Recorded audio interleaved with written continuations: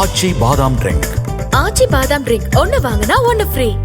கொடைக்கானலில் குணா குகையை சுற்றி பார்ப்பதற்கு டிக்கெட் எடுப்பதில் வனத்துறைக்கும் சுற்றுலா பயணிகளுக்கும் இடையே ஏற்பட்ட மோதல் காட்சிகள் வெளியாகி இருக்கின்றன. திண்டுக்கல் மாவட்டம் கொடைக்கானலில் மலேசியாவில் இருந்து வந்த சுற்றுலா பயணிகள் குணா குகையை சுற்றி பார்க்க டிக்கெட் எடுக்கும் பொழுது வனத்துறையினருக்கும் சுற்றுலா பயணிகளுக்கும் இடையே வாக்குவாதம் ஏற்பட்டிருக்கின்றது. இதேபோன்று கடந்த சில மாதங்களுக்கு முன்பு மலேசியாவில் இருந்து வந்த பெண் ஒருவர் குணா குகையை சுற்றி பார்க்க வந்த பொழுது வனத்துறையினருடன் வாக்குவாதத்தில் ஈடுபட்டார். இதன் காரணமாக குணா குகை பகுதியை சுற்றி பார்க்க வெளிநாட்டிலிருந்து வரும் சுற்றுலா பயணிகளுக்கு கட்டணத்தை 100 ரூபாயாக உயர்த்தி வனத்துறையினர் நிர்ணயம் செய்துள்ளனர்.